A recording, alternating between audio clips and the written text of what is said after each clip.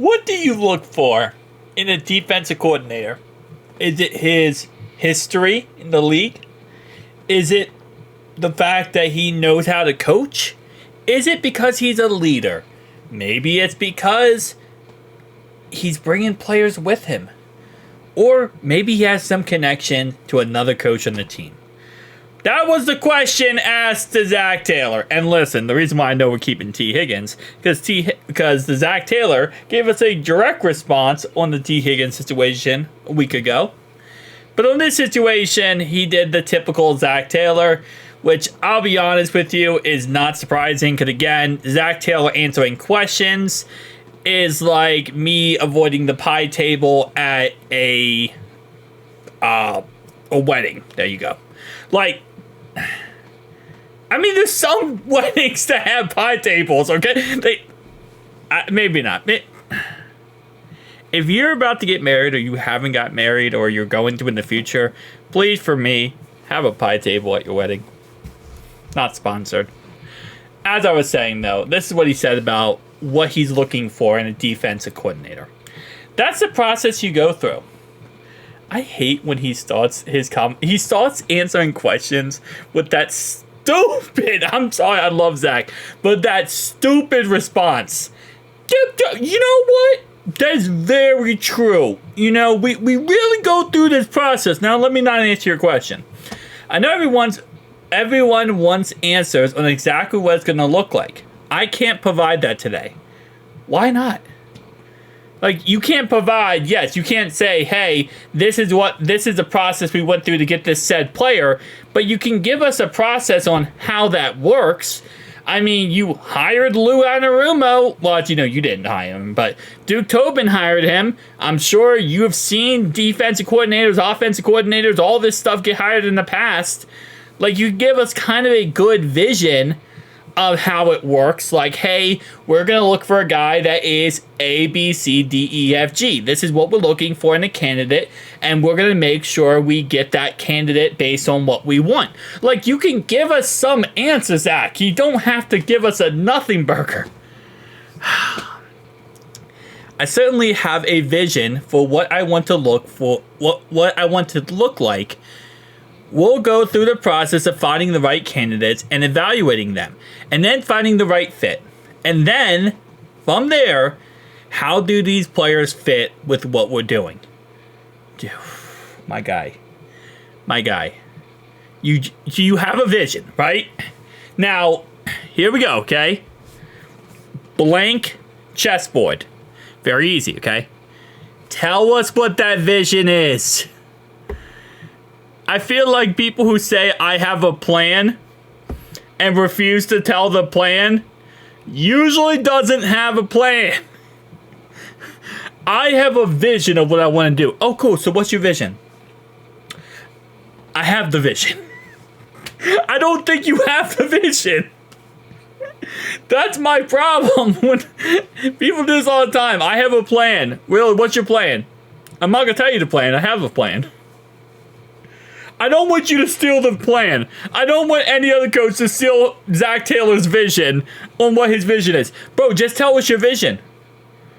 All we want to know is, what do you look for in a defensive coordinator?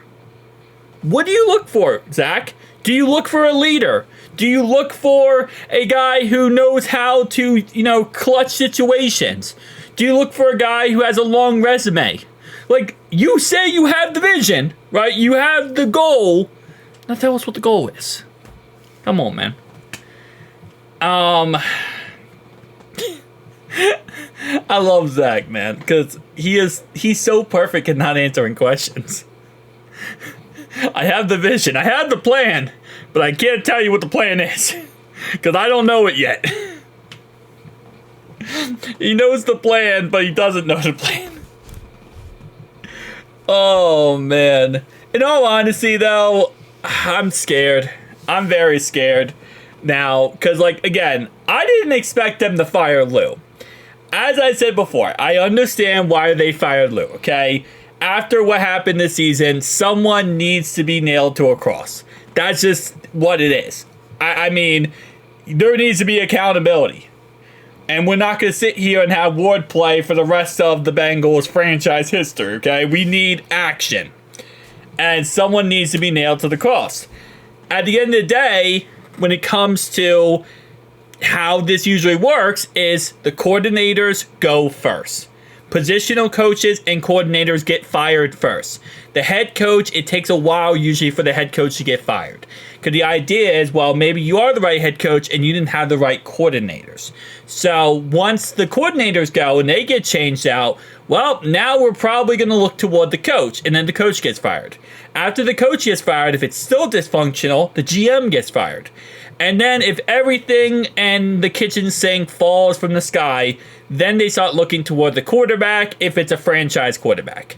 Obviously, Joe's a franchise quarterback, but we're never going to look toward him. He is doing fine. But let's say, for example, you have Caleb Williams. Well, you're going to fire the coordinators, you're going to fire the head coach, you're going to fire the GM, and then if it's still not working when you cleaned house, then you start looking toward the quarterback and say, maybe the quarterback's the problem, right? So Taylor needed to do this, because if Taylor didn't fire Lou, there would be a lot more we need to fire Zack Taylor out there. But because he did this, this kind of takes off pressure from him. And obviously Frank Pollock going, which he needed to go, takes away pressure from firing him. Because let's say next season, right, we get a new defense coordinator, right? Whoever it ends up being, we get him. And our defense is a lot better. And hopefully it is. It should be. But let's say it's a lot better. Offensive line. We get a new offensive line coach. We start playing better with the offensive line. It's the narrative then is going to be, it's not Zack Taylor's fault. He's not the one to blame. It's actually, Lou Anarumo. It was actually Frank Pollock. See, these guys are gone now, and now we're a good team. And now everything is fixed. When reality-wise, it's not. But, again, this is why Zach's not the full problem. It's a network of problems here from all across the staff, which is front office included. Is why I said we need to clean house, is because if you're going to clean house, just go all out. Just go all out. Coach fired, defense coordinator, offense coordinator, positional coach, you clean house. Because if not, what you do is you kind of leave this, I won't say parasite, but you leave part of like the bad in there. So if you replace it with something that's good, we say we get a good defense coordinator, a good, offensive line coach, you still have the bad. And the bad's going to taint the good. And it's always going to be that mismatch, right? So that's why, again, you see all these teams all the time, they clean house, they get rid of everybody. Because you can't fix a problem by only correcting part of the solution. I don't think Zack Taylor fully is to blame for all of the Bengals' problems. I don't believe it is. But I think he does represent a lot of the blame. He's awful in key situations. He's awful in the clutch. He doesn't know how to use timeouts to save his life. Clearly, he's more of a player coach than an actual leader coach. Love the guy, great guy, but not really the best coach when it comes to that stuff. And overall-wise, his fourth down decisions can be very questionable, and his play calling is awful. And he's an awful offensive coordinator, and he refuses to give that up. And that's why we have Dan Pitcher, because Dan Pitcher will just do whatever Zach wants. And we don't have someone who can step up and say, listen, Zach, I am the offense coordinator. I have a long resume. I know what the hell I'm doing. Step back. Let me lead this offense. And I think Joe deserves an actual offensive coordinator who will call up crazy plays and scheme crazy plays, because what happens in 90% of the games this year, and our biggest issue, is we get out-coached. That's our problem. We constantly get out-coached. And you're not going to fix the out-coach problem unless you get rid of the coaches. And that's why I didn't think they were going to pull the trigger and get rid of Lou, because that's a big step. But if you're going to do a big step, you got to go all in. You can't just go a little bit in. You got to go all in, and you have to clean house. That's kind of my perspective on things. It is what it is, right? But we're going to have a long off season because we're going to have to fix a lot of these problems. But yeah, that's GG. Zack Taylor has another year on his contract. His contract expires in 2026, and we'll see how that ends up turning out. Who dey, boys? Who dey?